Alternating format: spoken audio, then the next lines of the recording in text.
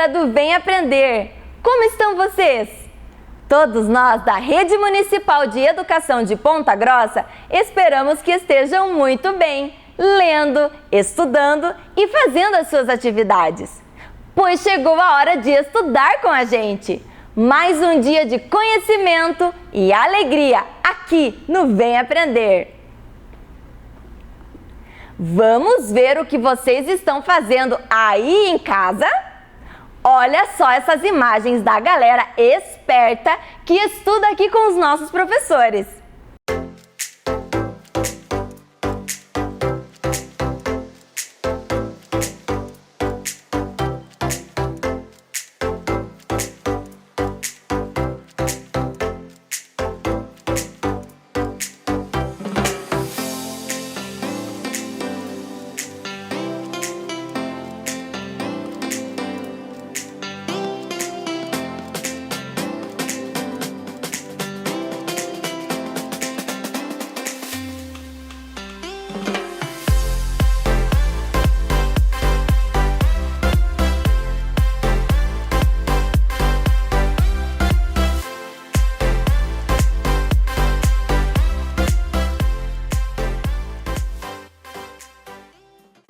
Meninos e meninas, vocês são incríveis!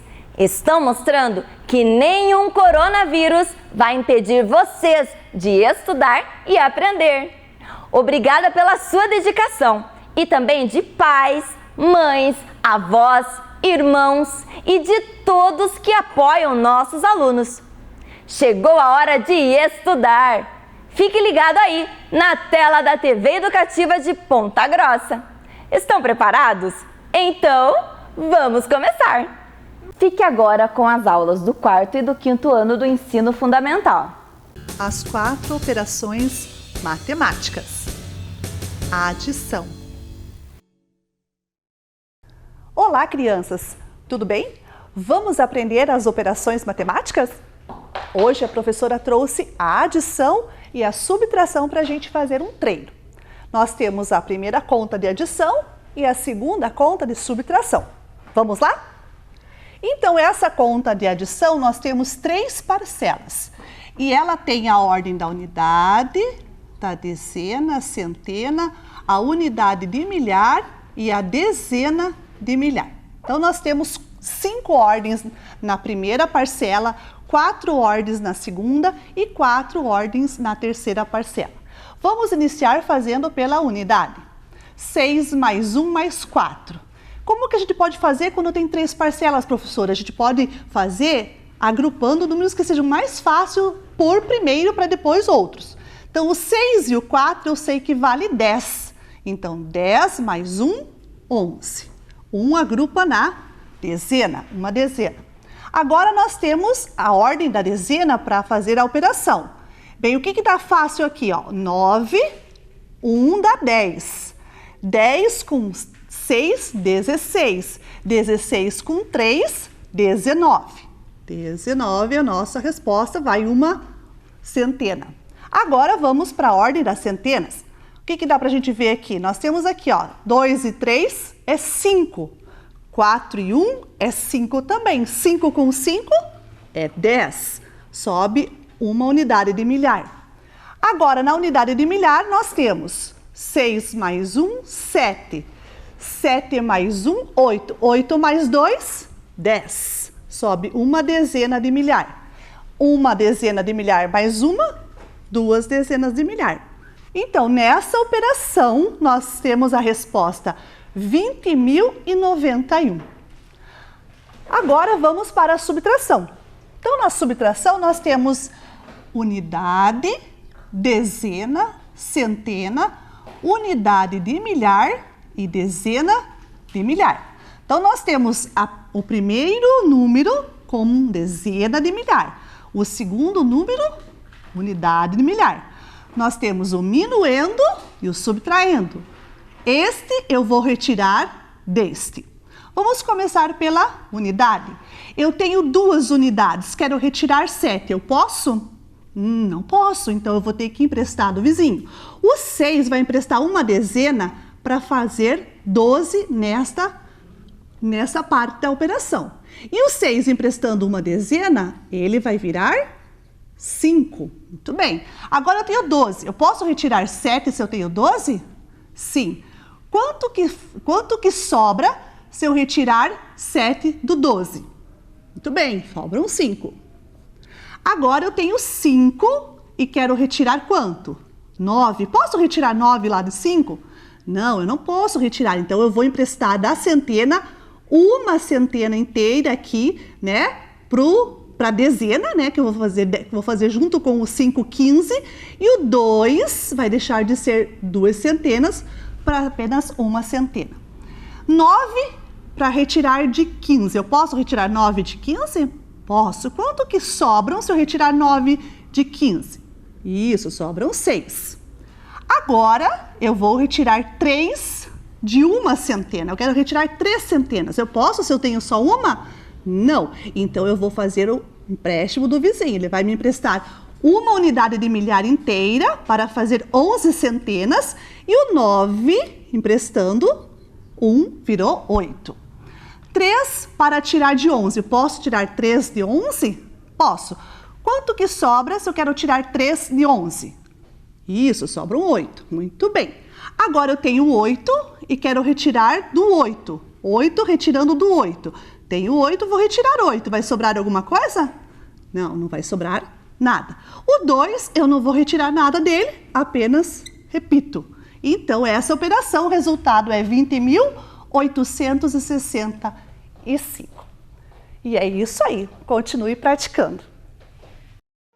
Vem aí, matemática.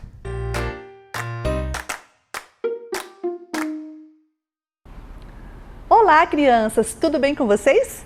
Sejam bem-vindos a mais uma aula com a professora Anali. Aula de matemática, isso mesmo. Bem-vindos também vocês, alunos da EJA, né, que acompanham a gente aqui. Bem-vindos à nossa aula. E hoje nós vamos estudar, nós vamos ver um objeto de conhecimento ou um conteúdo que vocês já viram em aulas passadas, né, com as outras professoras que trabalharam com vocês aqui na TV. Então hoje nós vamos dar uma reforçada, vamos relembrar um pouquinho e vamos construir alguns significados em relação a esse nosso conhecimento de hoje. Beleza? Muito bem. Então vamos ver o objetivo da nossa aula. Vamos lá? Reconhecer quando duas figuras são semelhantes entre si e desenhá-las.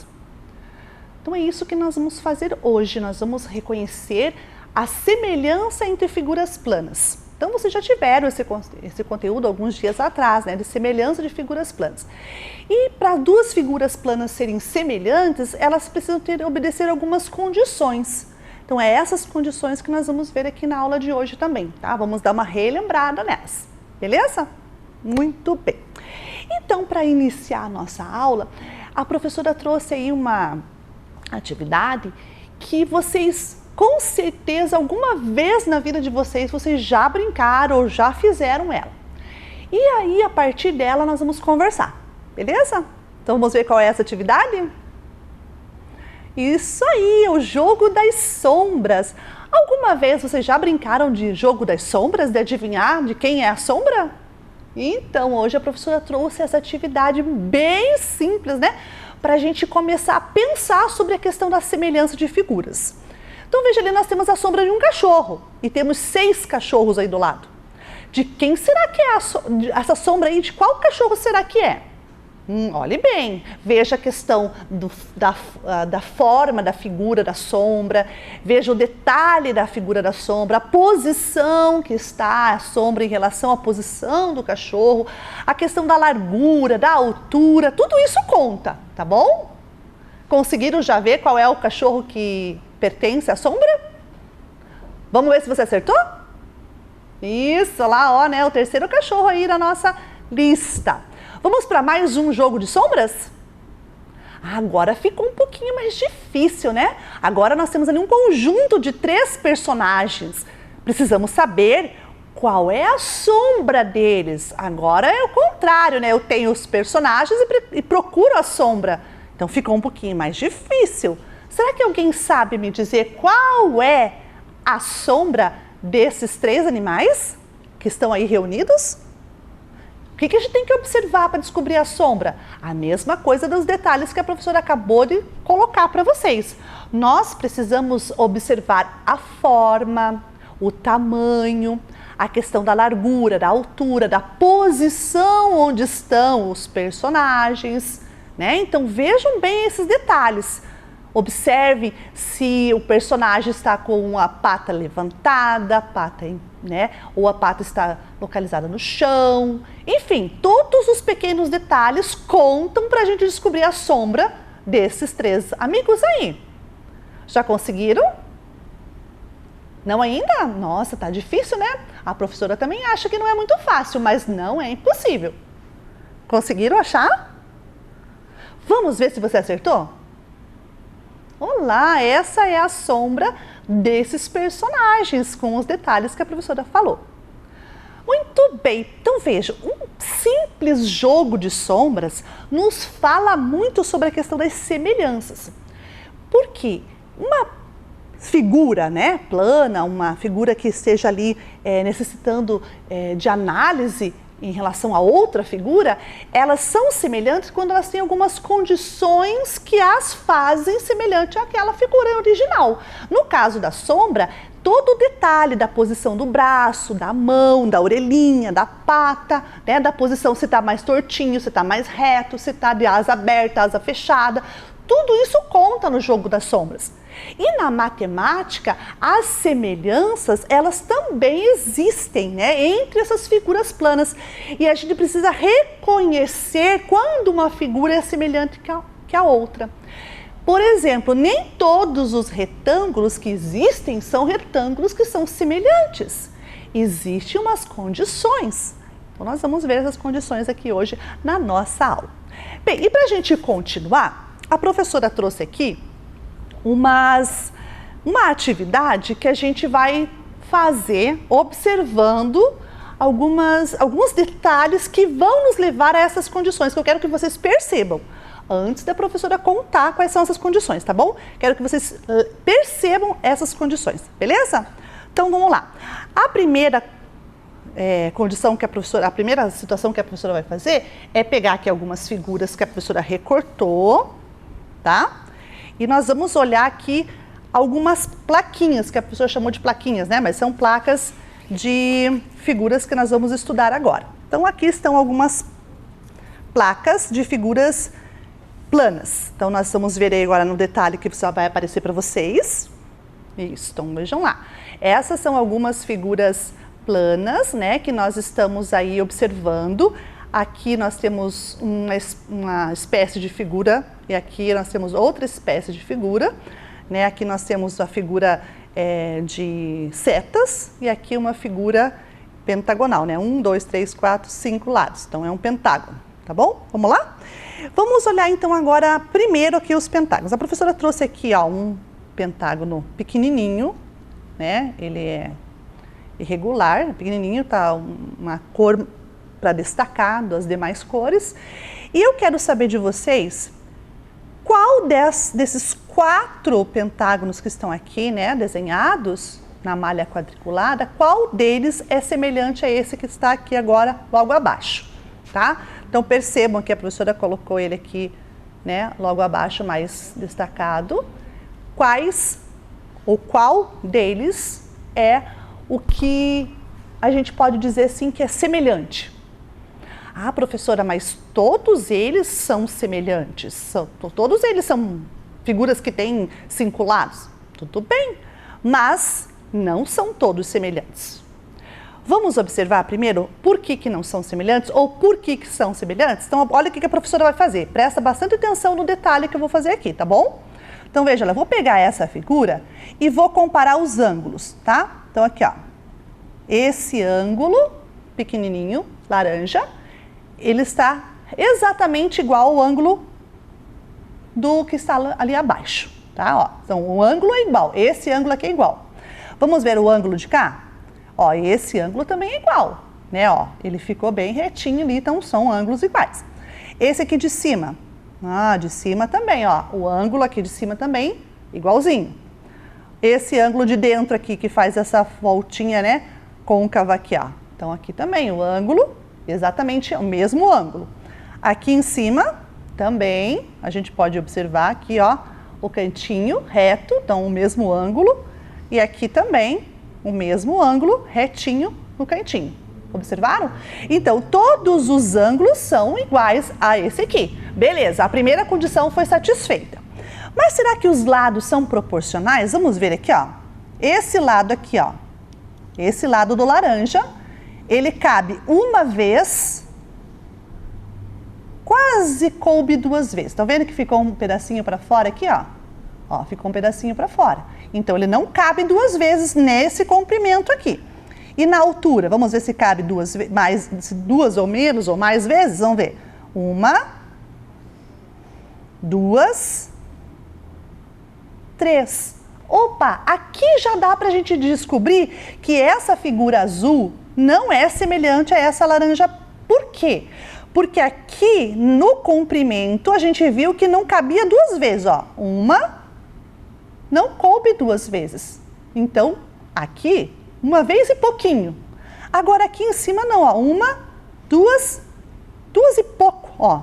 Uma, duas e pouquinho, ó. Faltou um pouco ainda para continuar, porque ainda ficou um tanto para o lado de fora aqui, ó.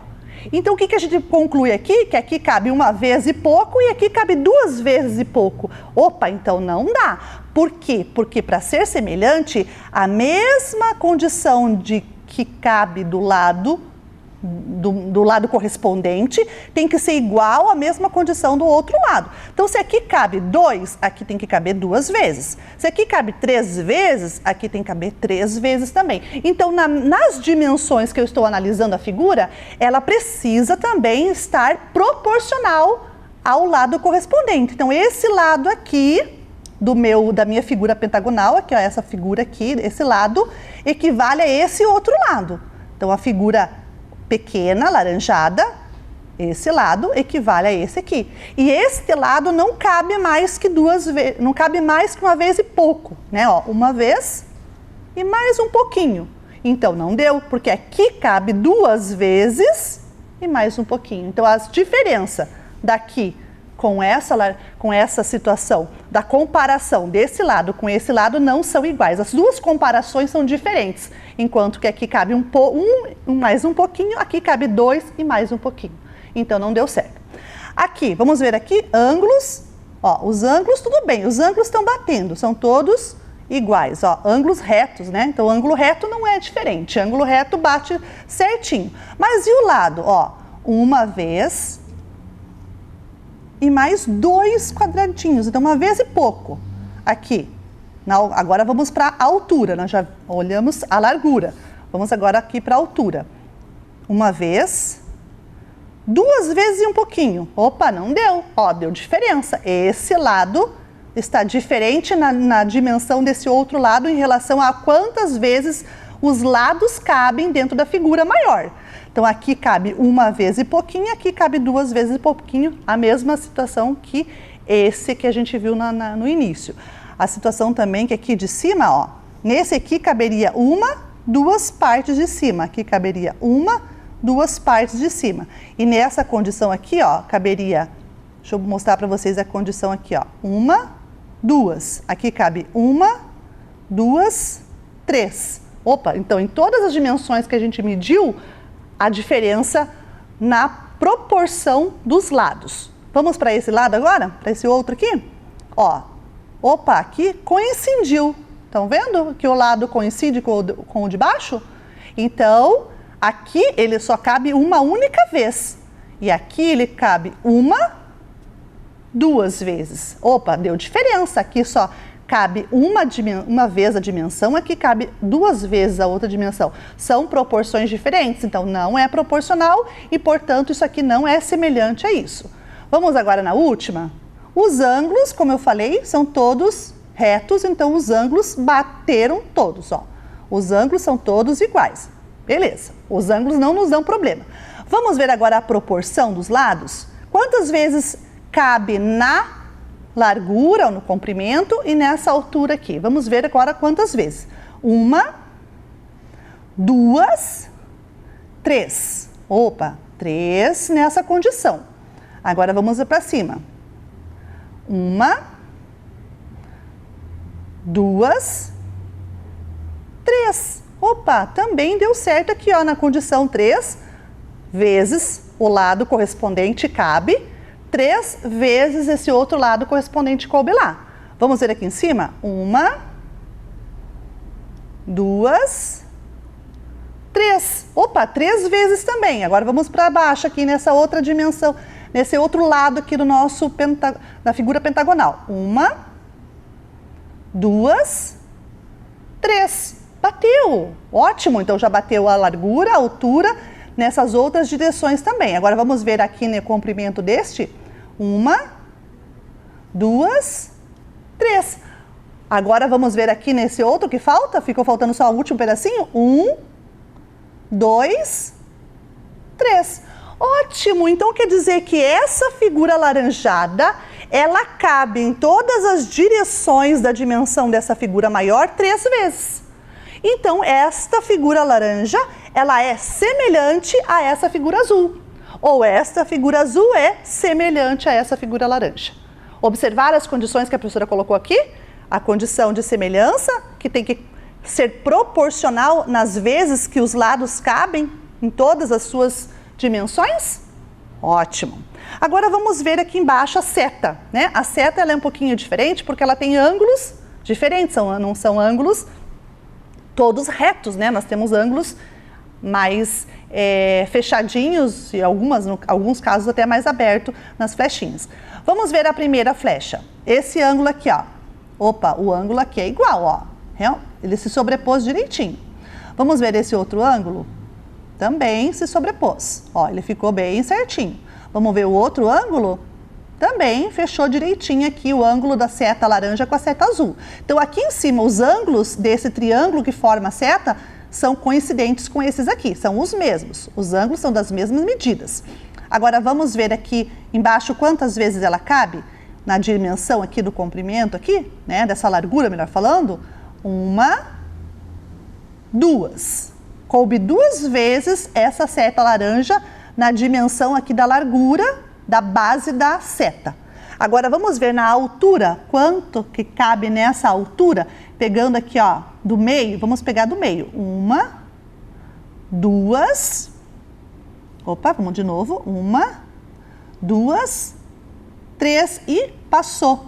Ó, ela passou, tá vendo que ela não deu aqui na nossa dimensão, ela foi para cima. Ó, se eu levantar aqui, vocês vão ver que ela ficou maior. Então, quer dizer que aqui na dimensão cabe 2 e aqui cabe 2 e mais um pouco. Então, não fechou a dimensão. Vamos aqui, vamos ver se dá certo? Opa, já não deu. Por que já não deu na primeira? Olha o ângulo que aconteceu. A seta tem um ângulo diferente, a seta laranja tem um ângulo diferente da seta azul. Então, já não deu. Essa aqui eu nem continuo porque não deu. Vamos ver aqui se deu certo?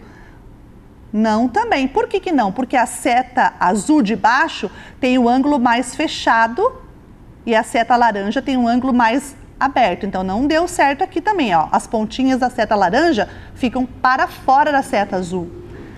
Aqui já consegui fechar o ângulo mesmo. Aqui também a gente consegue fechar o mesmo ângulo, mas lá em cima não deu certo. Então, já não é semelhante também por causa do ângulo. E aqui, vamos olhar? Opa, coube, o ângulo coincidiu. Aqui também o ângulo de mesma medida deu certo. Do outro lado o ângulo também deu certo. Opa, então o ângulo em relação à ponta da seta, que é um triângulo, fechou em todos os cantos. Todos os ângulos da seta laranja são iguais aos ângulos da seta azul nessa ponta que nós estamos analisando. Vamos ver quantas vezes eu consigo colocar a seta na dimensão da largura e da altura dessa seta. Vamos lá? 1, 2, 3, opa, 2 assim, né? 1, 2 vezes. Aqui, 1, 2, de novo, a professora vai colocar sempre a dimensão da altura é o pedacinho sem a pontinha, tá? 1, 2, 3, 4, 5. A altura deu 5 e a largura deu 2. E não bateu também. E aqui?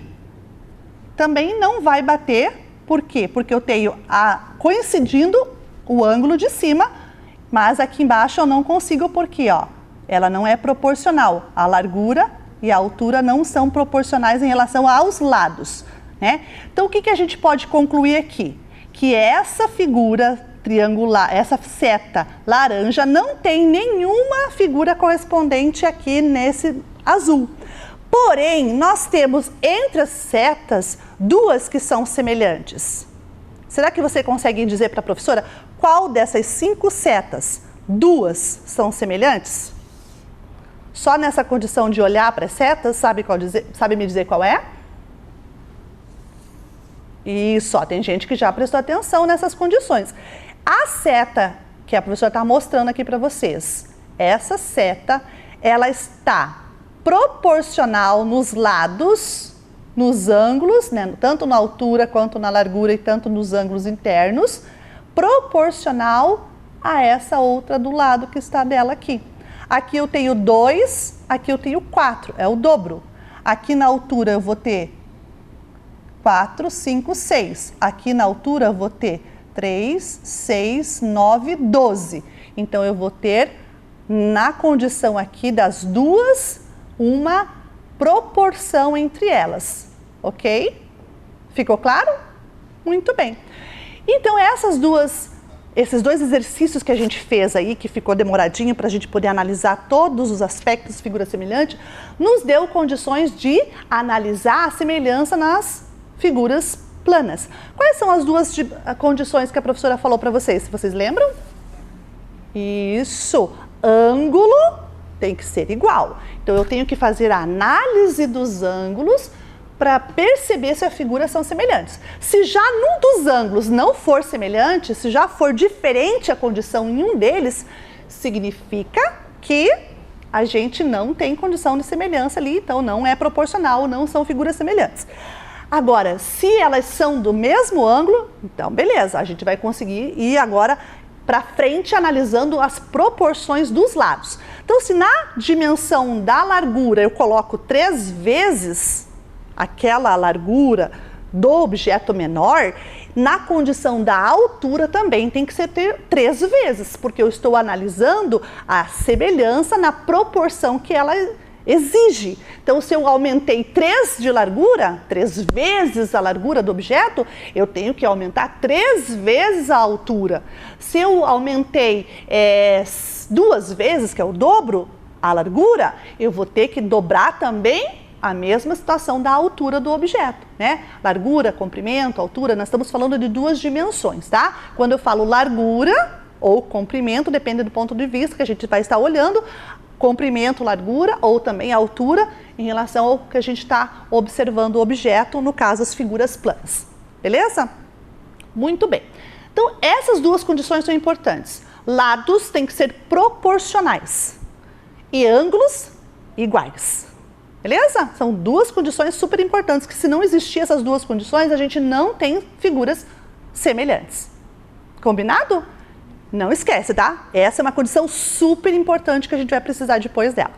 E aproveitando essas 2 condições, agora a gente vai fazer o desenho. Vamos desenhar aqui e vamos fazer figuras semelhantes uma à outra no papel quadriculado, claro, porque a gente tem que ter uma referência, né, de medidas, então o papel quadriculado me facilita essa atividade. Então veja o que a professora agora e vamos lá fazer o desenho das figuras semelhantes. Então aqui vocês estão observando, né, que vai aparecer logo para vocês aqui, ó, uma cruz, né, nós temos aí uma cruz, e a professora vai desenhar aqui do lado agora uma figura em cruz semelhante a essa, observando as condições que a gente tinha dado. Lembra das condições, não é? Então, vamos lá, vamos começar primeiro analisando o tamanho do lado. Então, se a gente observar, nós temos aqui 1, 2 de largura. Aqui também nós temos nas pontas das cruzes 2, 2 e 2, ok? Então, a dimensão das pontas aqui são sempre de 2 em 2. E aqui nós temos, nesse comprimento daqui até aqui, 2, 4, 6. Então, nesse comprimento nós temos 6 quadradinhos. Então, isso são coisas importantes que a gente tem que pensar. Eu vou desenhar uma figura semelhante 2 vezes maior que essa. tá? Então se eu tenho 2 de lado, né, esse aqui sempre é de 2 em 2, esse cantinho aqui de 2, esse tamanho de 2, então, se eu tenho então de 2 aqui, de 2 aqui e de 2 nessas condições, então eu vou ter que observar aqui na próxima figura, eu vou ter que também ter a proporção em relação a esse 2 que está aqui. Então vamos lá, vamos começar por aqui, essa pontinha de cima, a professora vai desenhar aqui mais para baixo para vocês poderem observar. Eu vou dobrar. Qual que é o dobro de 2? 4, muito bem. Então eu vou fazer aqui, ó, um risco de 4 quadrinhos. Observaram lá? 4 quadrinhos, um risco. Agora nós vamos descer para fazer a cruz. Quanto que eu tenho que descer? Eu tenho que descer de 2. Pode aqui, ó. Vocês estão vendo que aqui, ó, 1, 2. Então aqui nós vamos descer de 2 também. Só que em dobro. O dobro de 2 é 4. Então tá lá. 4 aqui, 4 aqui. Os ângulos são ângulos retos, então não tenho dificuldade com ângulos retos. Todos os ângulos retos são de 90 graus. Então a condição de ângulo vai se manter, tá? Agora vamos para esse pedacinho aqui, ó. 2 para o lado, 4 para cá também. Então, se eu estou dobrando, sempre é de 4 em 4, porque a figura aqui é de 2 em 2. E o dobro de 2 é 4. Agora, vamos descer, né?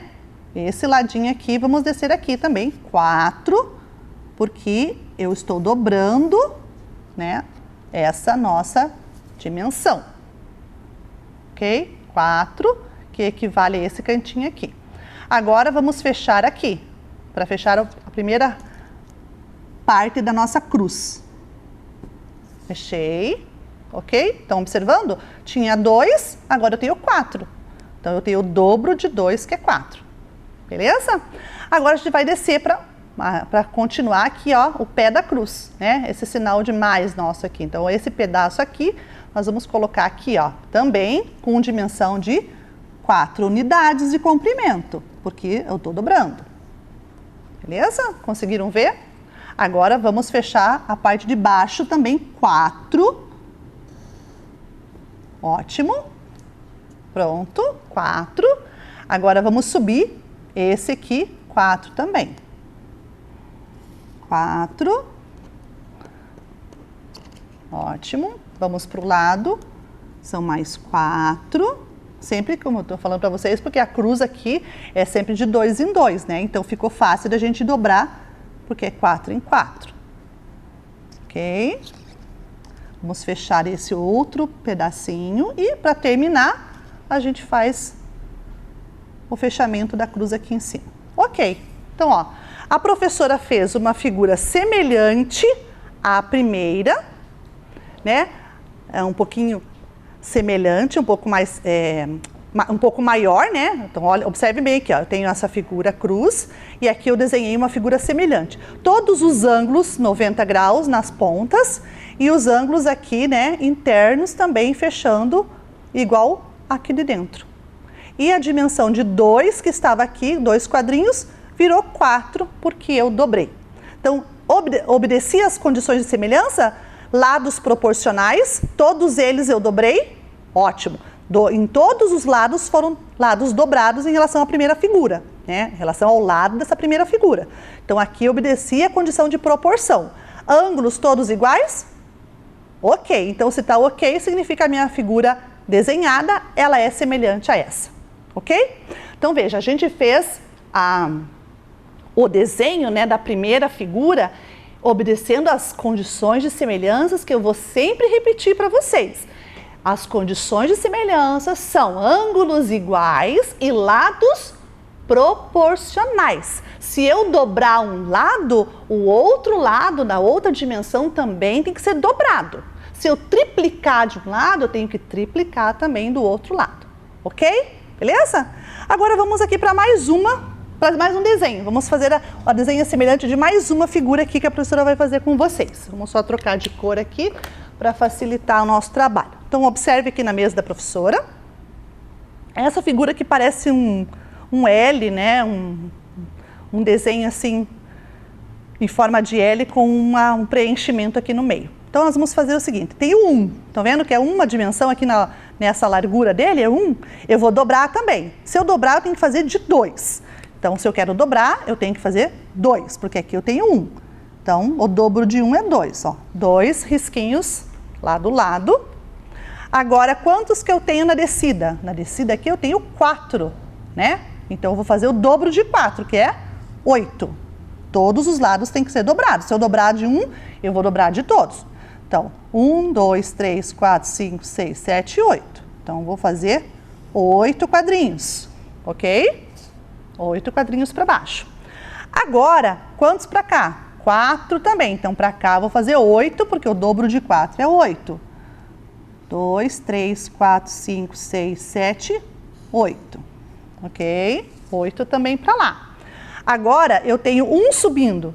Aqui vai subir 2. Dobro de 1 é 2. Subiu 2. Ok? Agora, mais voltado para dentro, né, da figura, 2. Então, aqui vai ser 4. Isso, vamos colocar 4 voltados para dentro. Sobe 1. Então, para minha figura nova, vai subir 2. Adentra mais 1 aqui. Aqui vai adentrar 2. Sempre no dobro, que eu estou dobrando todas as dimensões. Aqui na subida temos 2 lados para fechar. Então, aqui para fechar agora, subimos 4, que é o dobro de 2. Então, aqui nós temos a figura desenhada. Deixa a professora só dar mais uma arrumada aqui do lado para aparecer melhor para vocês aí. Então, tá lá. Nós temos agora uma figura semelhante à primeira, que eu dobrei todas as dimensões nesta aqui, obedecendo a proporcionalidade dos lados. E, consequentemente, como eu falei, os ângulos retos, todos de 90 graus. Então, a condição de semelhança foi obedecida no desenho que a professora acabou de fazer. Ok? Perceberam como não é difícil a gente compreender essas questões de figuras semelhantes? Se a gente observar a ideia da congruência, né? O que é congruência, professora? É semelhança. Quando a gente fala figuras congruentes, a gente está falando de figuras semelhantes. Então, o fato dela ter ângulos iguais e lados proporcionais torna uma figura congruente a outra, uma figura semelhante a outra. Então, quando a professora falar congruência ou semelhança, a professora está falando da mesma coisa. Ok? Compreenderam esse conceito? Muito bem. E tudo isso que a gente fez na nossa aula de hoje foi para nós atingirmos um objetivo. Qual que era o mesmo objetivo da nossa aula? Vocês vão lembrar? Sabem qual é? Isso aí, ó, tá aparecendo para vocês. Reconhecer quando duas figuras são semelhantes entre si e desenhá-las. A gente construiu essa ideia de figuras semelhantes, compreendeu quando uma figura é semelhante à outra, conseguimos fazer o desenho das figuras, pelo menos de duas figuras aqui, planas, para vocês compreenderem como construir uma figura semelhante? Muito bem. Então, lembre que esse nosso conteúdo de hoje, esse conceito que a gente aprendeu na aula de hoje, vai ser importante para a nossa aula de amanhã. Que amanhã nós vamos continuar falando sobre figuras planas, só que de uma outra forma que vai usar a mesma ideia que a gente aprendeu hoje. Beleza? E aí, meus amores, eu tenho uma tarefa. E a tarefa é bem simples, muito fácil de fazer. Eu acho que todo mundo vai conseguir fazer essa tarefa porque não tem como errar. Vamos ver qual que é ela? Tá aí, a professora colocou aí um quadriculado, né, uma folha quadriculada, uma malha quadriculada, e eu peço para vocês fazerem dois desenhos de duas figuras planas. Só que uma tem que ser semelhante à outra. E observando as condições de semelhança, não posso esquecer disso, ângulos iguais e lados proporcionais. São essas duas condições que têm que ser obedecidas. Mas, professora, qual figura que eu vou ter que desenhar? Você vai escolher. De preferência, figuras que não sejam muito difíceis de vocês desenharem, né? Figuras mais retas, não façam figuras com curvas, porque figuras com curvas são bem complicadas e a gente não está virando nenhum artista de desenho aqui para a gente fazer figuras com curvas, tá? E apesar de que figuras com curvas não são figuras poligonais, a gente precisa desenhar as figuras poligonais. Lembra o que são polígonos? Figuras de lados retos, fechados, né? Então, lembre dessas condições das figuras planas poligonais, que é bem mais simples de fazer a semelhança entre elas, assim como a professora trouxe aqui para vocês na aula de hoje, aquela figura pentagonal e as setas para a gente fazer a análise, ok? Então tá aí, essa é a nossa tarefa, fiquem bem ligadinhos, não é difícil de fazer, vocês só têm que prestar atenção nessas duas condições de semelhança e bora que vocês vão conseguir fazer, beleza? Então, meus amores, chegamos ao final da nossa aula, eu espero que vocês tenham gostado, mas principalmente tenham aprendido, isso mesmo. Então a gente vai ficando por aqui, um beijinho para vocês e até a próxima aula. Vem aí, Ciências Humanas. Olá, crianças, tudo bem? Eu sou a professora Luana e estamos aqui para mais uma aula de Ciências Humanas.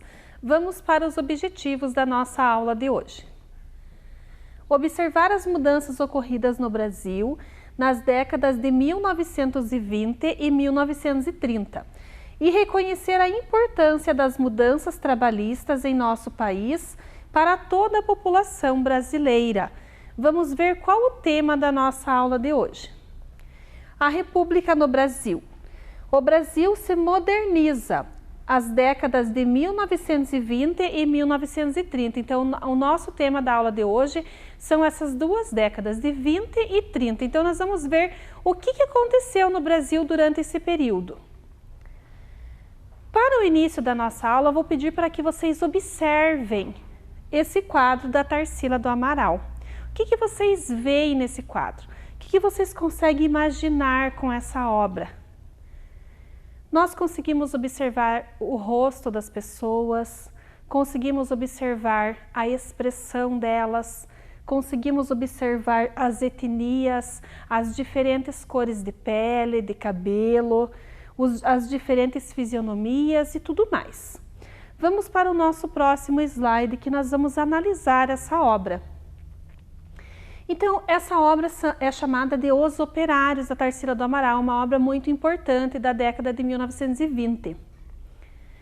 Qual o significado da obra Operários? Então, o que será que ela significa? Se ela fala de operários, ela significa alguma coisa. Então, os operários de Tarsila do Amaral. O que será que dizia essa obra na década em que ela foi feita? O que será que ela quis dizer com essa obra? Como será que viviam esses operários? O que será que eles faziam? Será que eles trabalhavam? Aonde eles trabalhavam? Como eles eram naquele período? Que problemas eles enfrentavam para a sua sobrevivência? Quais as dificuldades desses operários, desses trabalhadores? E por que ela quis retratar com essa obra a fisionomia e a expressão desses trabalhadores? A expressão facial dos trabalhadores é muito forte. Podemos afirmar que todos são brasileiros? Então, será que todos eles têm a influência só do Brasil? Será que não tem imigrantes? Será que não tem pessoas de fora? Como será que eram essas pessoas? E o que podemos identificar na obra que comprova que o Brasil estava caminhando para tornar-se um país industrializado? Então, observem a obra toda lá. As pessoas de diferentes etnias, nós podemos observar que são pessoas de diferentes lugares do mundo, não apenas do Brasil. E o que nós temos de importante nessa obra que nós conseguimos identificar a parte onde o Brasil estava se industrializando? Então, nós temos ali os chaminés e a parte de trás onde aparece uma fábrica. Então, essa obra aqui, ela está intitulada Os Operários, porque ela significa o começo da industrialização do nosso país. Então, ela quis retratar as dificuldades em que os operários enfrentavam naquela época, que os trabalhadores não tinham as mesmas condições que nós temos hoje. O Brasil foi o maior produtor de café do mundo, então os países compravam muito café de nós aqui no Brasil. Eles exportavam para fora e os países que mais compravam o nosso café eram os Estados Unidos e a Inglaterra. Eles compravam muito as produções que eram fornecidas para eles aqui do Brasil e eles eram os nossos maiores exportadores. O que começou a acontecer nesse período? Então, os produtores passaram a ter dificuldades de importar os produtos industrializados. A exportação foi prejudicada e houve estímulo da produção interna. Então, eles estimulavam que a produção aqui também fosse consumida aqui dentro do próprio Brasil. E a capital da economia cafeeira começa a ser investida em indústrias. Então, o capital que eles ganhavam com a venda desse café começou a ser investido nas indústrias brasileiras. Entre julho de 1914 a novembro de 1918 ocorreu a Primeira Guerra Mundial. Então, no Brasil foi um período favorável ao crescimento industrial. O primeiro censo que nós tivemos no nosso país foi em 1907 e naquela época foi contado 3.000 empresas aqui no nosso país. O segundo censo foi em 1920 e esse censo contou mais de 13.000 empresas. Então, observe o aumento significante que teve na industrialização nesse período. Lá na época de 1907, os principais lugares onde existiam essas indústrias e onde começou essa industrialização foi no Rio de Janeiro, São Paulo, Rio Grande do Sul e Pernambuco. Então, esses foram os lugares que mais começaram a se desenvolver pelas indústrias nessa época. O Brasil na década de 1920, o que será que aconteceu nessa época de 1920? Então, com o acontecimento da Primeira Guerra Mundial, iniciaram-se as mudanças no período do café para o início da era industrial. Então, foi um novo período no nosso país. Começa o surgimento das primeiras indústrias e fábricas. Observem as imagens ali das pessoas trabalhando, como eram essas indústrias, como as pessoas trabalhavam, como será que eram as condições de trabalho das pessoas nessa época. Então, do final do século XIX e início do século XX, o café era o único produto de exportação, então era o mais exportado naquela época, era o único. Então, eles vendiam muito e ganhavam muito dinheiro com a produção cafeeira aqui no Brasil. Após a crise, começaram a surgir outros tipos de indústrias. Quais foram elas que começaram a aparecer? Então, além da indústria de café, começaram a produção de produtos que empregavam pouca tecnologia. O setor têxtil foi muito investido, o setor alimentício e as fábricas de sabão e vela, que eram muito utilizados naquela época. Então, foram fábricas que foram surgindo bastante no nosso país. Com isso, também aconteceu o êxodo rural. O que era esse êxodo rural? Nós já tivemos essa aula sobre migração. Então, as pessoas começaram a se mudar do campo para a cidade para conseguirem trabalhos nas indústrias. Então, o crescimento das cidades foi muito acelerado e começaram a se formar os grandes centros urbanos. E as pessoas começaram a ter uma produção de bens de consumo, começaram a produzir para o seu próprio consumo. E começaram também a vir para cá para trabalhar nas grandes indústrias que estavam oferecendo trabalho naquela época. Um fator importante nesse período foi a utilização das ferrovias e dos portos, que passaram a fazer parte do setor industrial. Então, as pessoas utilizavam as ferrovias, os trens e também os portos para estarem exportando e mandando seus produtos para outros lugares, outras cidades, outros países, outros estados.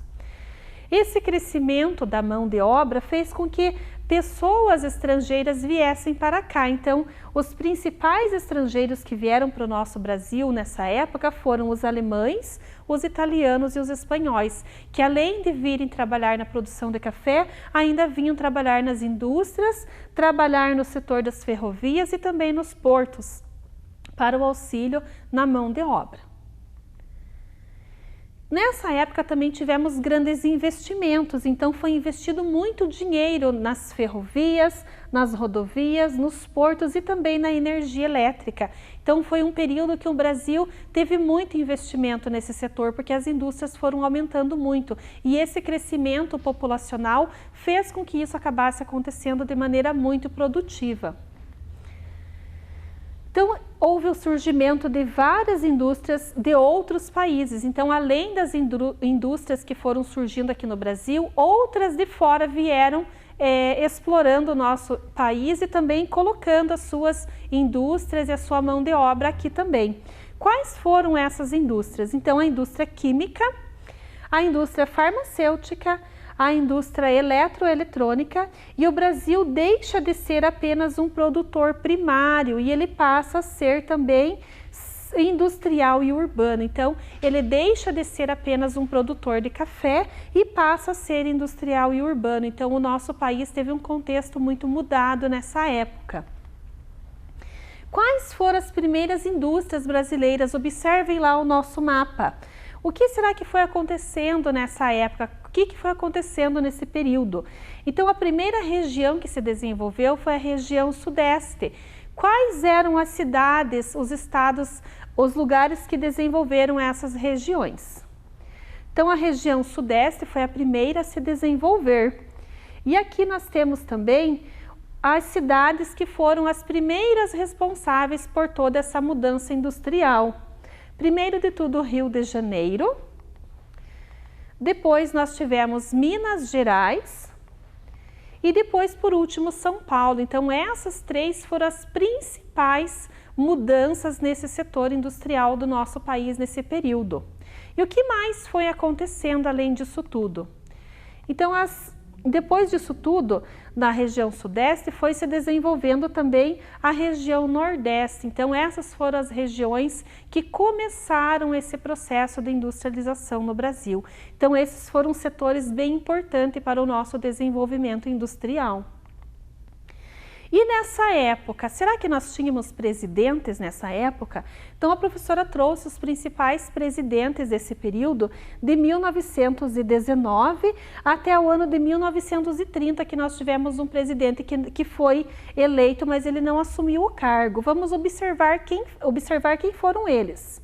Primeiro de tudo lá, Epitácio Pessoa, que governou de 28 de julho de 1919 até 15 de novembro de 1922.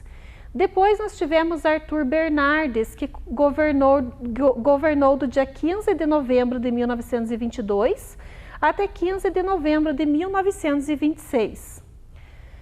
Depois nós tivemos o Washington Luiz, que governou de 15 de novembro de 1926 até 24 de outubro de 1930. E nesse período teve um acontecimento muito importante no nosso país.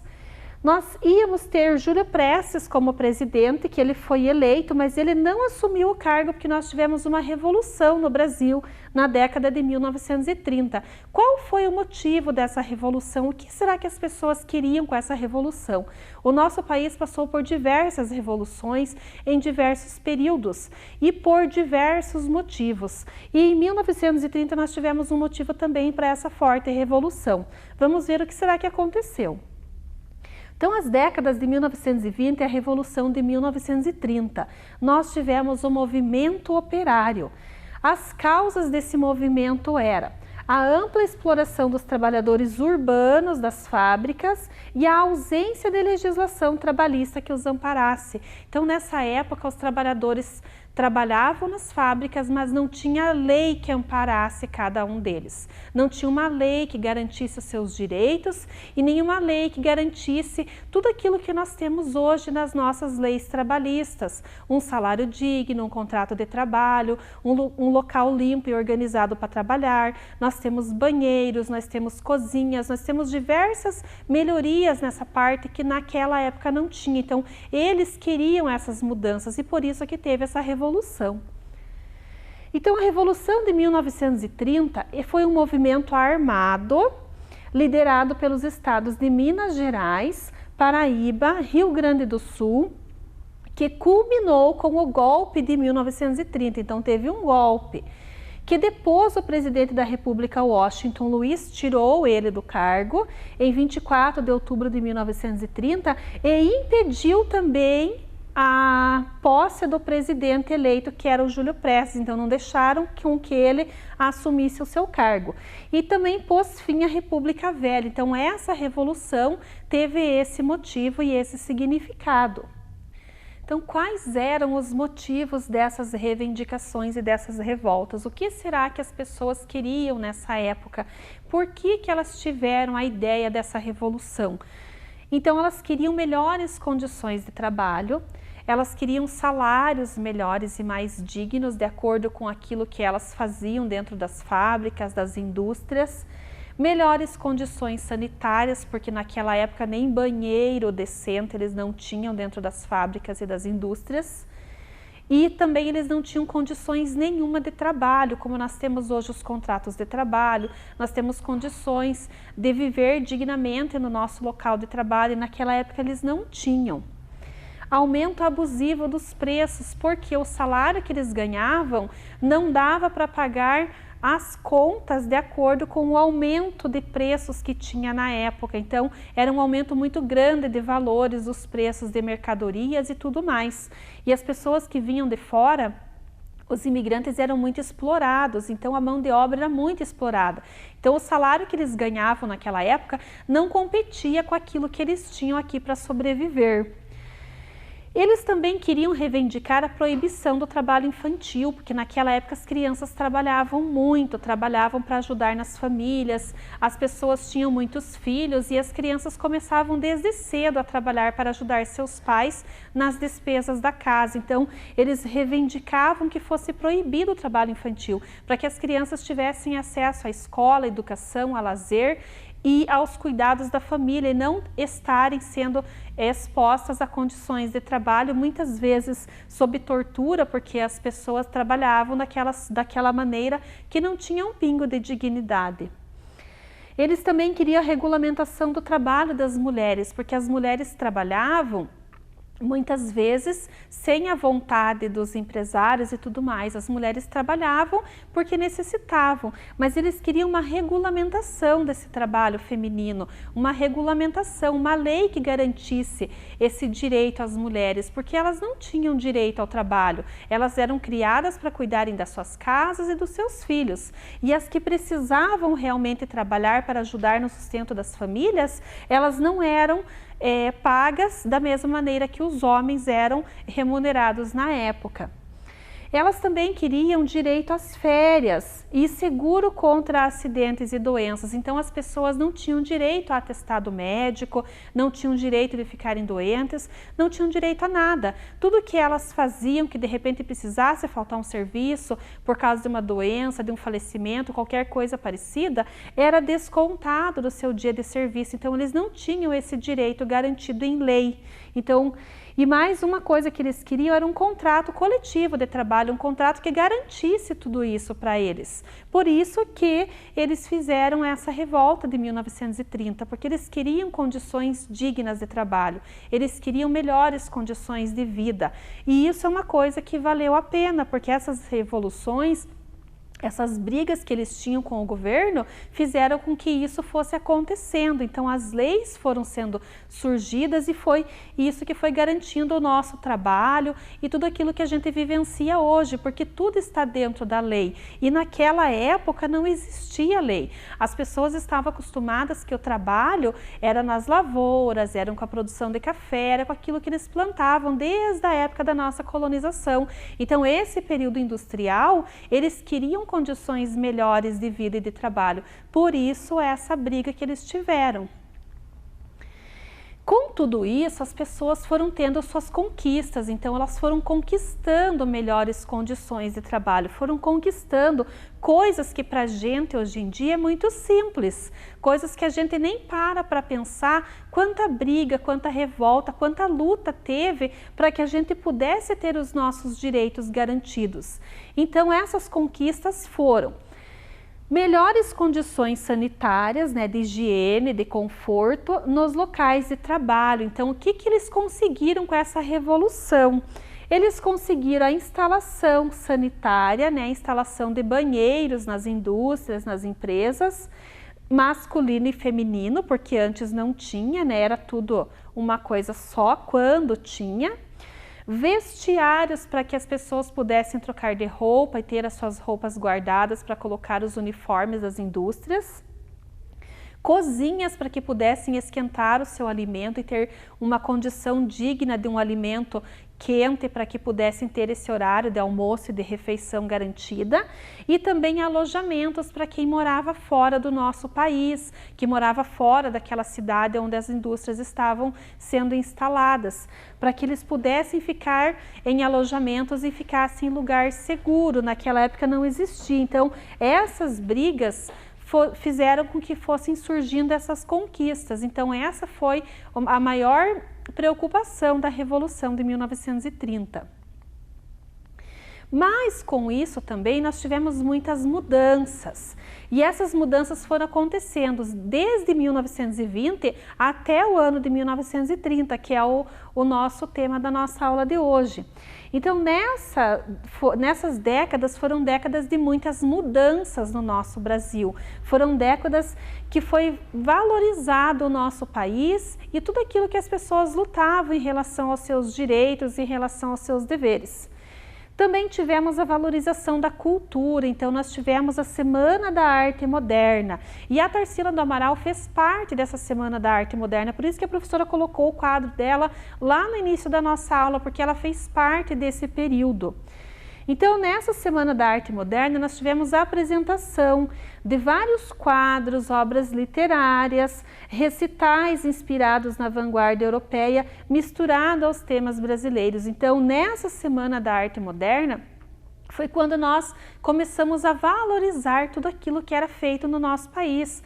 Todas as nossas obras de arte, todos os cantores, todas as pessoas que se apresentavam, que tinham o desejo de se tornar artista, foram sendo valorizados. E essa Semana da Arte Moderna teve essa exposição, onde as pessoas puderam colocar os seus trabalhos e fazer tudo aquilo para mostrar tudo de bonito que foi feito naquela época. O que foi essa Semana da Arte Moderna? Então vamos ler esse pequeno texto aqui com a professora. Então em 1922 nós temos um grande marco na nossa história brasileira. E é nesse ano que ocorre no Teatro Municipal em São Paulo a Semana da Arte Moderna.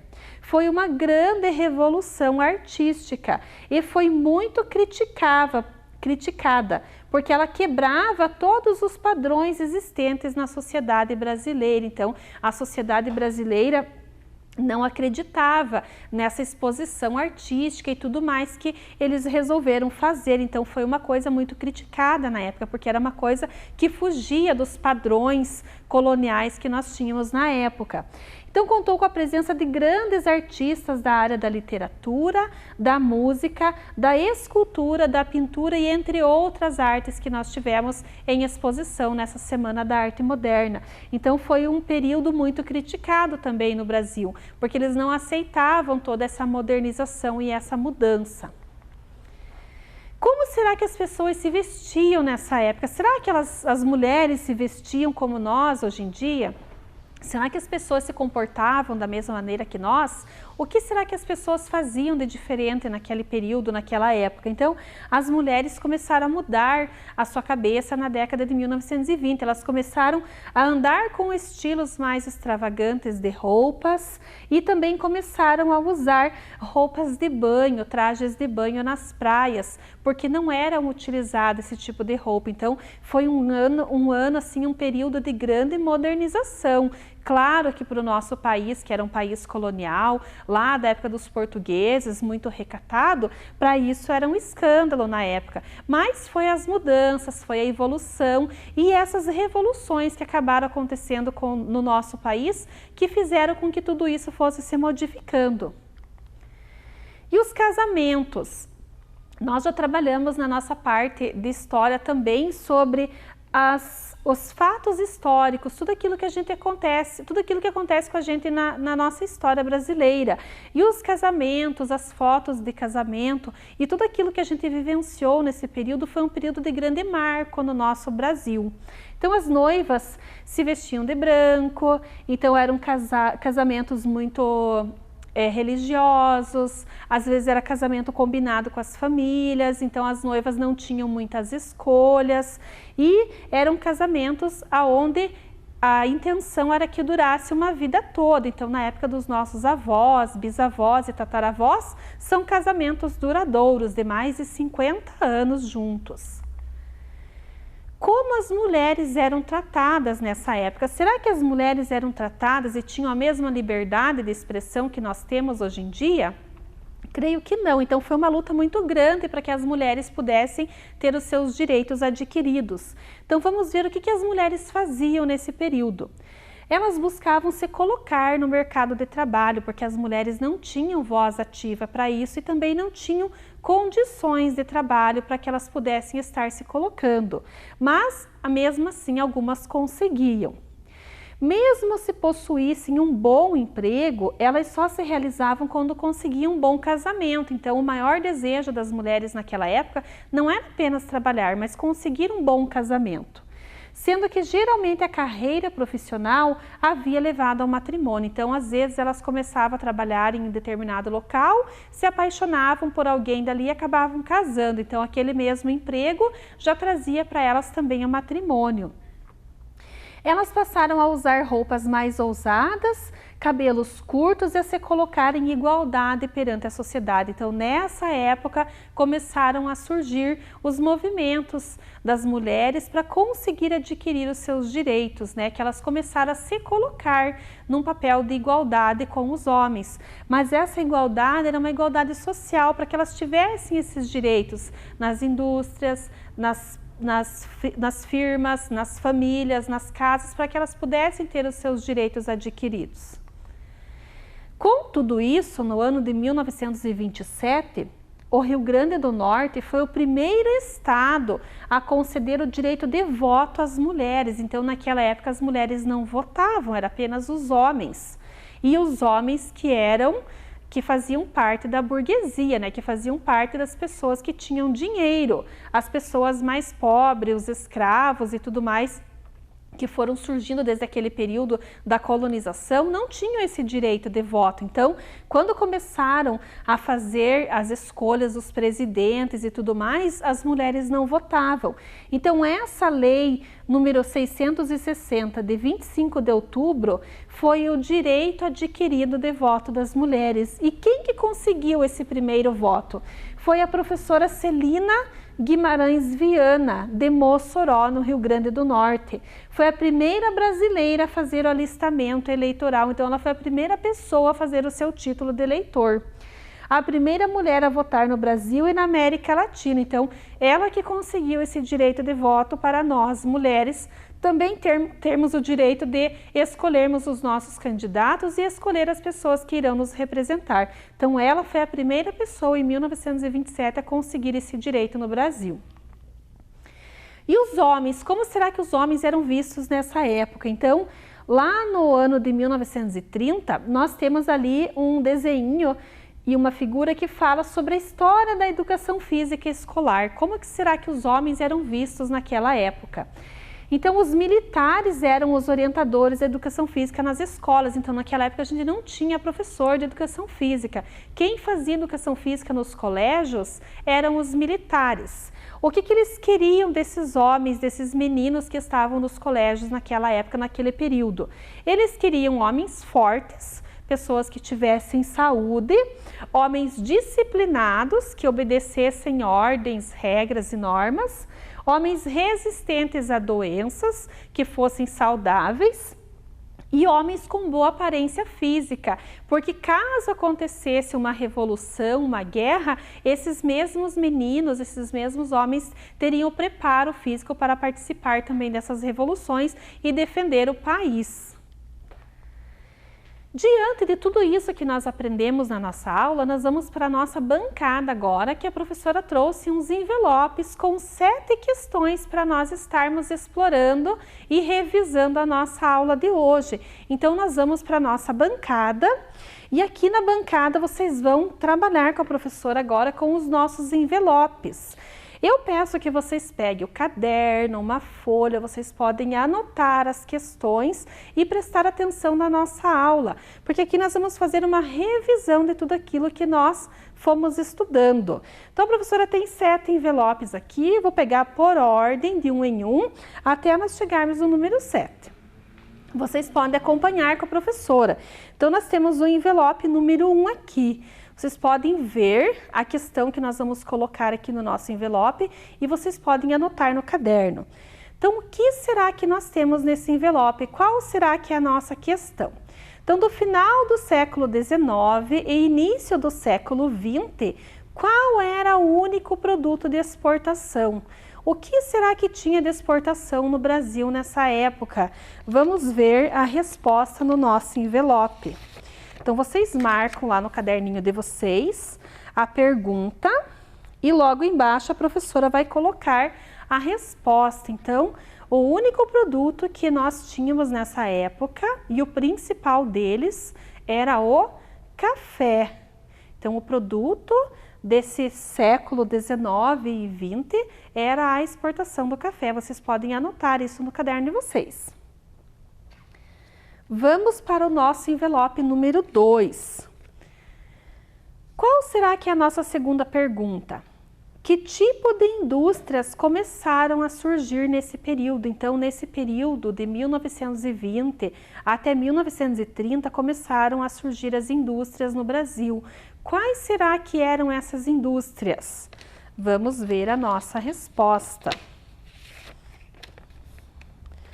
Colocamos o envelope e vamos ver a nossa resposta. Então, as primeiras indústrias foram as indústrias do setor têxtil, alimentício e fábricas de sabão e vela. Então, essas foram as principais indústrias que foram surgindo nesse período. Vamos para a nossa pergunta número 3. Opa! Antes de tirar, né, vamos fazer a pergunta. Qual foi o fator responsável pelo crescimento acelerado dos grandes centros urbanos? Qual será que foi esse fator responsável? O que será que aconteceu que começou a aumentar os centros urbanos? Então, nós tivemos um aumento muito grande das pessoas que foram passando do campo para a cidade, e isso foi causando uma migração. Então, nós tivemos o êxodo rural. Então, esse período foi um período de grande migração, onde as pessoas vieram para as cidades para trabalhar e conseguir conquistar o seu lugar no mercado de trabalho, nas indústrias também, além do trabalho que já existia no campo, que a mão de obra no campo era muito requisitada. Vamos para a nossa pergunta número 4. O que será que nós temos no envelope número 4? Qual será que é a nossa pergunta? Então, nesse período, houve um crescimento da mão de obra. De quais estrangeiros? Então, esse período do nosso Brasil, nós tivemos muitos imigrantes que vieram para cá para trabalhar nas indústrias e também nas lavouras. O que será que eles queriam, né? Quais eram esses imigrantes? Quem eram essas pessoas? Então, principalmente vieram para cá os alemães, os italianos e os espanhóis. Esses eram os principais imigrantes que vieram para o nosso Brasil nesse período de 1920 até 1930. Vamos para o nosso envelope de número 5. O que será que é a nossa questão número 5? Em qual região brasileira surgiram as primeiras indústrias? Lembra que a professora mostrou o mapa para vocês? Quais será que eram essas regiões? Quais será que eram essas cidades? Qual será que era esse lugar que surgiram as primeiras indústrias? Do que será que ela era responsável? Então, as primeiras indústrias surgiram na região sudeste. Então, essa foi a principal região onde tudo começou o nosso setor de industrialização. Um período muito rico e muito importante para o nosso Brasil, para todo o nosso país. Vamos para o envelope de número 6. O que será que tem no nosso envelope de número 6? Leiam lá com a professora. Quais foram as causas do movimento operário? Tinham causas. Lembra que a professora falou? Eles queriam lutar pelos seus direitos. Quais eram essas causas? Por que será que eles estavam brigando? Por que será que eles estavam lutando? Então, nós tínhamos o direito de... Eles queriam uma ampla exploração dos trabalhadores urbanos nas fábricas e a ausência da legislação trabalhista que os amparasse. Então, eles estavam brigando para ter os seus direitos garantidos, porque tinha muitos trabalhadores nas fábricas e eles não tinham a mão de obra garantida como eles deveriam ter, como nós temos hoje através das nossas leis. Naquele período não tinha essas leis trabalhistas, então eles lutavam para que as suas leis, para que os seus direitos fossem garantidos. E o nosso último envelope, o nosso envelope número 7, revisando lá as nossas aulas, a nossa aula de hoje. Que estados lideravam o movimento armado que ficou conhecido como a Revolução de 1930? Quem será que foram os responsáveis por essa revolução? Quais foram os estados que lideravam essa revolução? Então, os estados que fizeram toda essa revolução, toda essa bagunça no nosso país e fizeram com que as leis fossem garantidas, foram os estados de Minas Gerais, Paraíba e Rio Grande do Sul. Então, esses foram os estados que fizeram com que as nossas leis fossem garantidas. Então, essas foram as questões da nossa aula de hoje. Não esqueçam de fazer as nossas tarefas. Espero que vocês tenham gostado da nossa aula. Conto com a participação de todos os alunos. Mando um grande abraço para as nossas colegas de trabalho que estão nos ajudando na elaboração dos materiais e também nos planejamentos de aula e principalmente pelos meus alunos da Escola Plauto. Fiquem com Deus, um abraço, até a próxima aula. Tchau, tchau! Vem aí, Educação Física.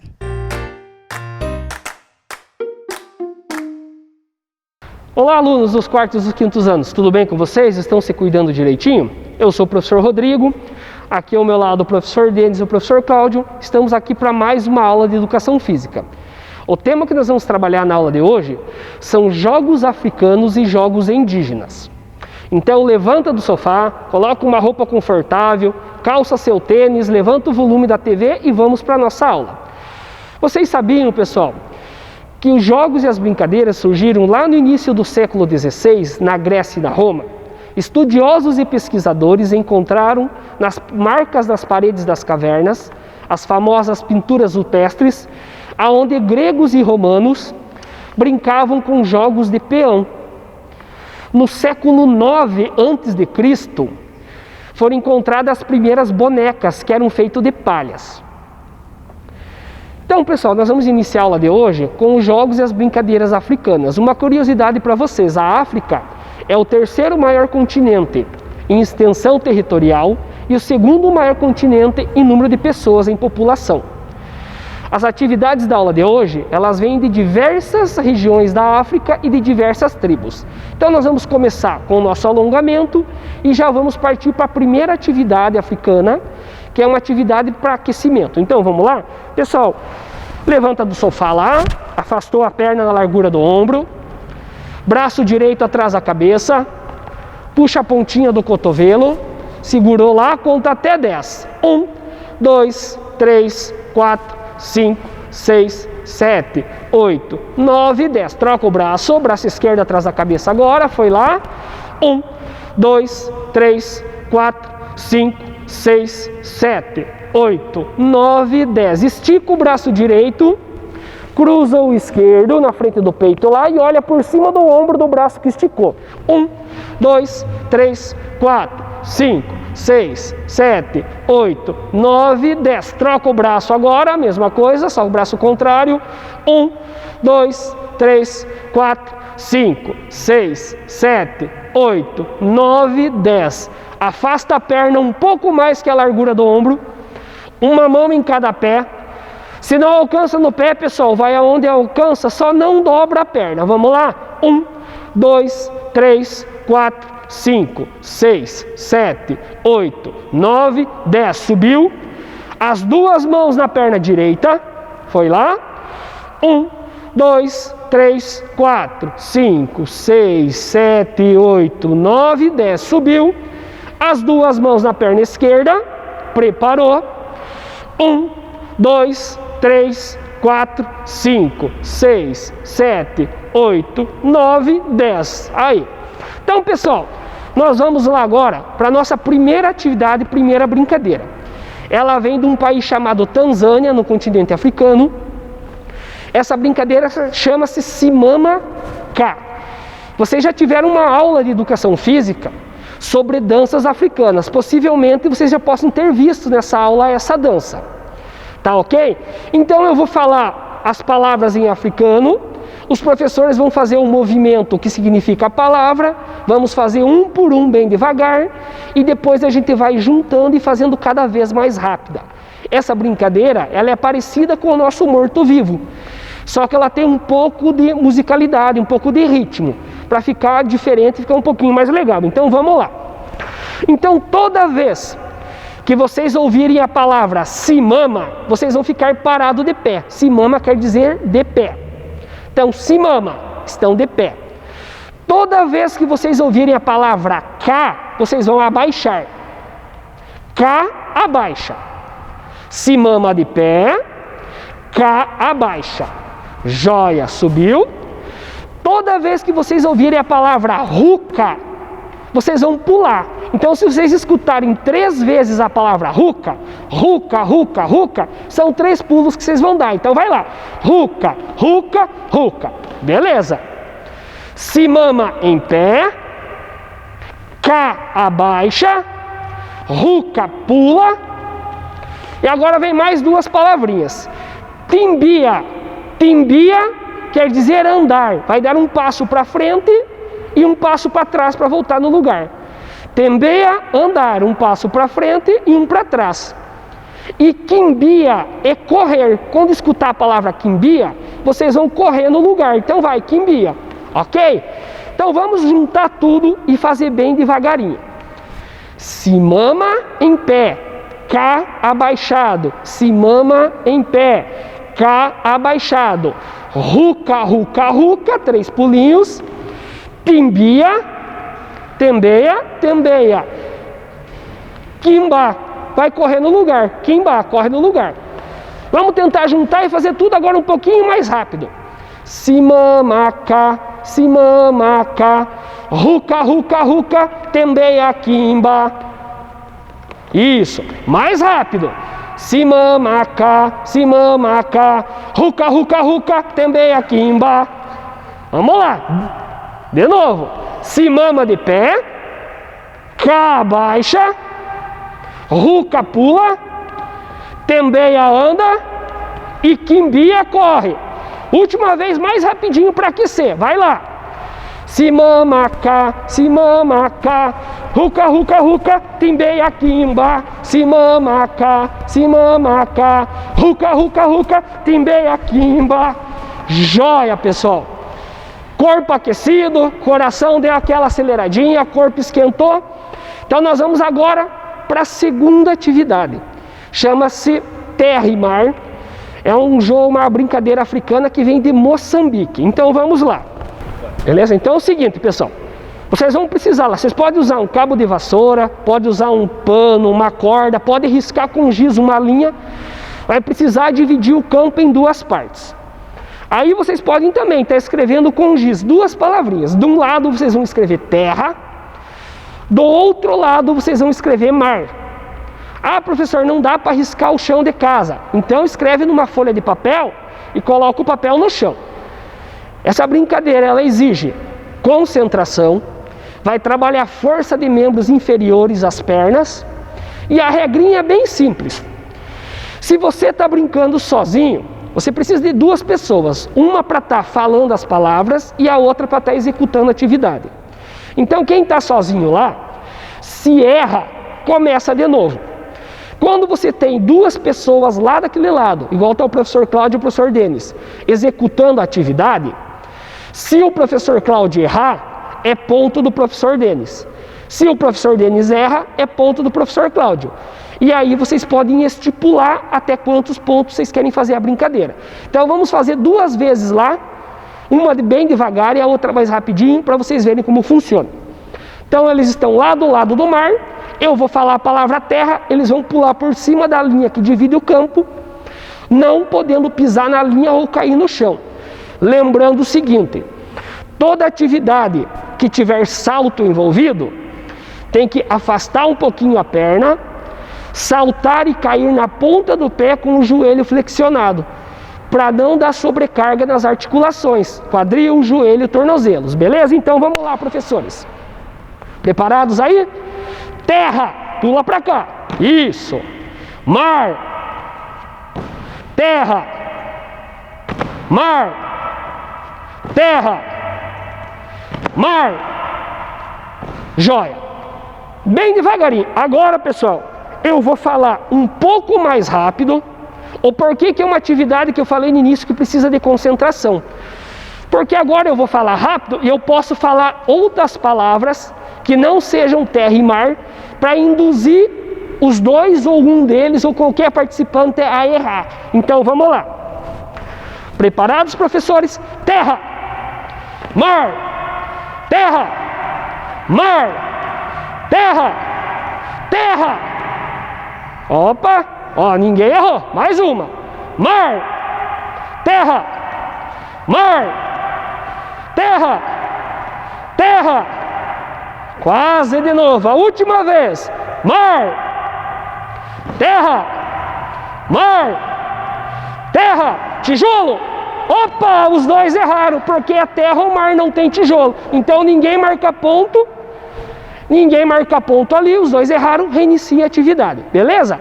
Esse foi o esse foi o terra e mar de Moçambique. Nós vamos agora para a nossa próxima brincadeira africana. Chama-se Labirinto de Moçambique. Também é uma brincadeira que vem da região lá de Moçambique. Só que nós vamos fazer elas de duas formas. Nós vamos fazer ela no chão. Vocês podem estar riscando o chão com caco de giz, de telha com giz. E aonde tem os cones ali, vocês podem estar botando carrinho, boneca, tênis, chinelo, que são as casinhas onde tem que parar. E nós vamos fazer esse mesmo jogo aqui depois, na mesa, no tabuleiro. Aí a regra lá no tabuleiro muda um pouquinho. Então, para começar aqui, o seguinte. Professor Denis e professor Cláudio vão tirar pedra, papel, tesoura. Quem vence, avança uma casa. O início é lá naquela ponta, onde está o professor Denis, próximo ali. E o final do tabuleiro do jogo é no meio do tabuleiro. Quem chegar no meio primeiro, vence a partida. Então, vamos lá. Pedra, papel, tesoura. Deu um empate, ninguém. Vai, pedra, papel, tesoura. Papel venceu. Anda uma casinha. Vira para lá, para frente para lá. Pedra, papel, tesoura. Pedra, papel, tesoura. Professor Denis venceu. Ele avança. Vai lá. Pedra, papel, tesoura. Pedra, papel, tesoura. Pedra, papel, tesoura. Pedra, papel, tesoura. Pedra, papel, tesoura. Pedra, papel, tesoura. Pedra venceu. O professor Cláudio avança uma. Vai lá. Pedra, papel, tesoura. Pedra, papel, tesoura. Venceu. Pedra, papel, tesoura. Pedra, papel, tesoura. Pedra, papel, tesoura. Pedra, papel, tesoura. Pedra, papel, tesoura. Venceu. E assim nós vamos indo, pessoal, até um deles chegarem no centro do tabuleiro. Quem chega no centro do tabuleiro vence. Agora nós vamos mostrar para vocês como que se joga o Labirinto de Moçambique com o tabuleiro. Então, pessoal, agora nós vamos fazer esse jogo do Labirinto de Moçambique no tabuleiro. No tabuleiro vai funcionar da seguinte forma. 3 tampinhas ou 3 pedrinhas de cores diferentes.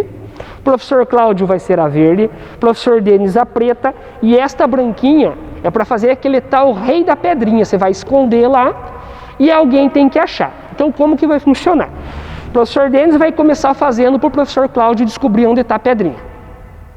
Vai lá, escolhe uma mão, abre e mostra.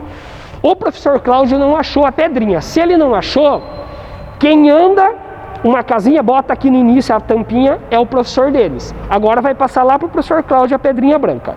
Ele vai fazer lá. O professor Denis errou, não achou. Então o professor Cláudio avança. Esse jogo no tabuleiro, pessoal, a regra é o que muda. Se você acha a tampinha na mão do seu oponente, você avança. Se você não encontra, é o oponente que avança. O professor Cláudio achou a pedrinha, ele avançou. Vai lá. O professor Denis achou, ele avança. Está empatado. Vamos lá. Isso, pode pôr em cima, pode pôr do ladinho, você não pode esquecer qual que é a sua peça no jogo. Errou, professor Denis é quem avança. Passa a pedrinha branca, vai lá. Mais uma vez. Achou, avança mais uma. Mais uma vez lá. Achou, avança mais uma. Vai lá, mais uma vez.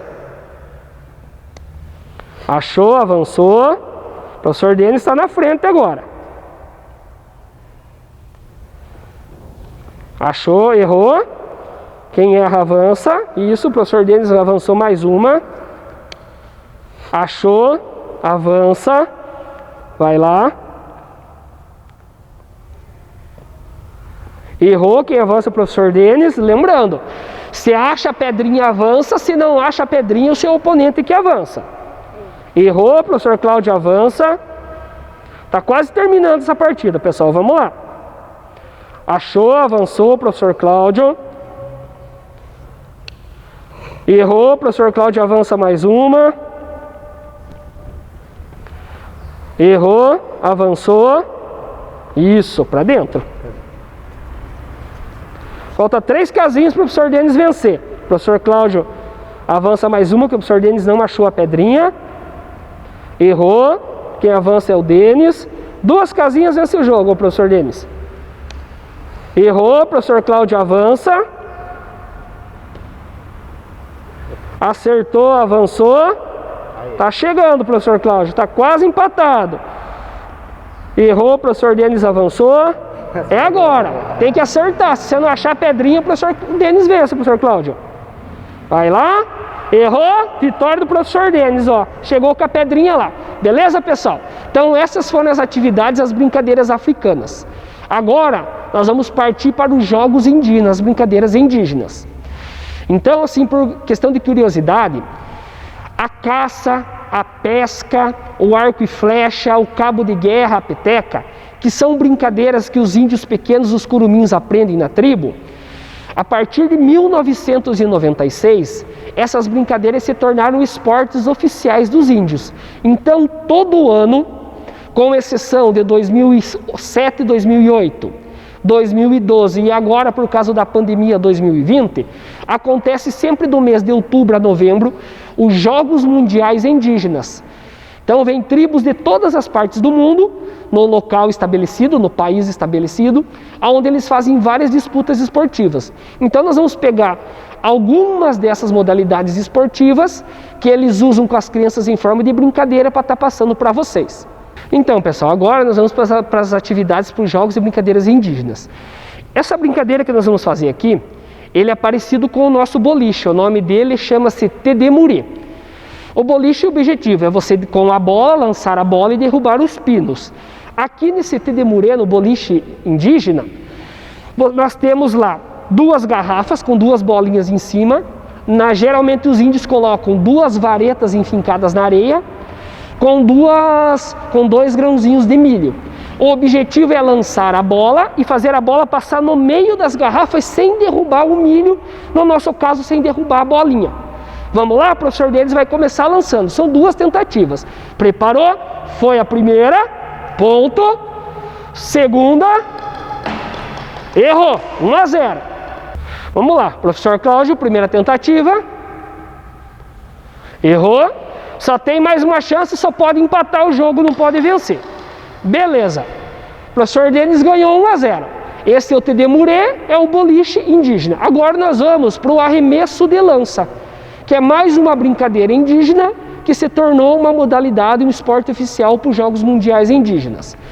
Se você está dentro da sua casa, pessoal, você pode pegar lá um tubo de caneta, um palito de churrasco ou fazer um aviãozinho de papel, que é o mais legal, para você estar lançando. Qual que é o objetivo? É você lançar a lança, arremessar a lança e ela cair o mais longe possível. Eles usam o metro, né? Eles medem a distância. Aqui a gente fez em forma de pontos, 10, 20, 30 e 40 pontos, dependendo do tamanho que você tem lá, o espaço dentro da sua casa ou no seu terreno. Foi. Joia, 40 pontos. Professor Denis foi. 30 pontos. Vitória do professor Cláudio. Então, pessoal, Relaxa agora, respira, senta lá no chão para o nosso alongamento final. Estica as pernas lá, pode afastar um pouquinho, uma mão em cada pé, segurou lá. Conta até 10 lá. 1, 2, 3, 4, 5, 6, 7, 8, 9, 10. Junta os dedos lá, estica lá na frente, coluna reta. 1, 2, 3, 4, 5, 6, 7, 8, 9, 10. Lá em cima esticou.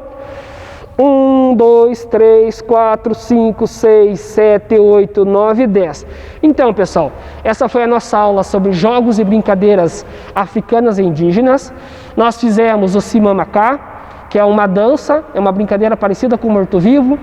Fizemos Terra e Mar de Moçambique. Fizemos o Labirinto de Moçambique, no chão e no tabuleiro. E fizemos o boliche, o Tidimurê, que é o boliche indígena, e o arremesso de lança. Espero que vocês tenham gostado da aula de hoje. Se cuide, um forte abraço e até a próxima. Tchau!